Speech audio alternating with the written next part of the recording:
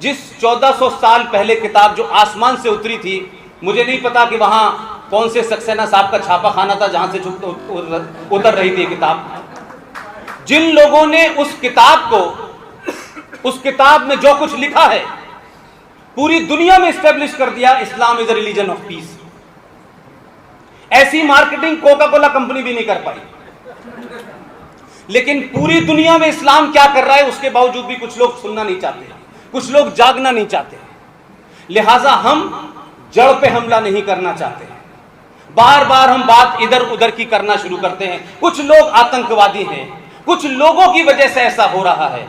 अगर कुछ लोग आतंकवादी हैं तो बाकी 85% क्या कर रहे हैं? वो मूक सहमति दे रहे हैं उस आतंकवाद को, तो वो बड़े ज्यादा कातिल हैं बनस्पत उनके जो 15% लोग हैं।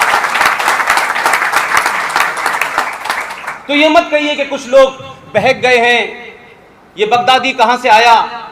अगर आप जेनेसिस में जाएं और पता करें पूरी दुनिया में कि 1400 साल पहले मोहम्मद साहब के दामाद को रामलाल श्यामलाल ने नहीं मारा, आरएसएस बीजेपी ने नहीं मारा, किसने मारा उसका नाम बताएं मुसलमान। किसने पहला कत्ल किया था जो मोहम्मद के दामाद का कत्ल मस्जिद में किया गया, उसके बारे में बताएं।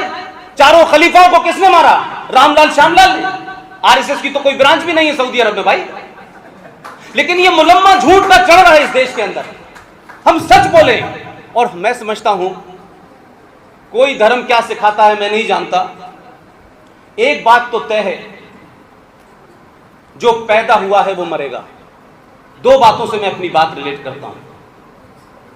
हमारे पिताजी 1947 में हमें बता के गए हैं कि भारत 1947 में पैदा हुआ है, उससे पहले भारत नहीं था। पिताजी ने देश को भरोसा दिलाया, पिताजी बीच में चले गए। पाकिस्तान कब बना? 14 अगस्त 1947 को। भारत 15 अगस्त 1947 को नहीं बना है, गलत हिस्ट्री पढ़ाई गई आपको। भारत के किसी आर्काइव में कोई डॉक्यूमेंट ऐसा नहीं मुझे मिलता जिसमें कोई यह कह दे कि भारत 15 अगस्त 1947 को बना या उसको आजादी मिली है। 15 अगस्त 1947 को भारत के 2 टुकड़े हुए।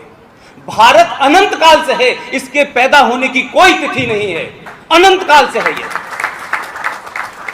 इसलिए इस बात पे यकीन रखिए कि न भारत पैदा हुआ है न भारत मरेगा। जो पैदा हुआ है वो जरूर मरेगा, उसका समय कब होगा ये मुझे नहीं मालूम। अल्लाह भी कहते हैं कि उसका जाने का तय समय निश्चित है, उसमें कोई मिनट आगे पीछे नहीं हो सकता। ऐसे ही हर जगह के फाउंडर पैदा हुए हैं। कांग्रेस पार्टी भी बनी थी, उसके भी फाउंडर थे। इस्लाम धर्म बना, उसके भी फाउंडर थे। क्रिश्चियनिटी थी, उसके भी फाउंडर थे। तो यकीन मानिए इनका अंत आ गया है। और इस बात से आपको कभी चिंता नहीं होनी चाहिए कि दुश्मन क्या कर रहा है।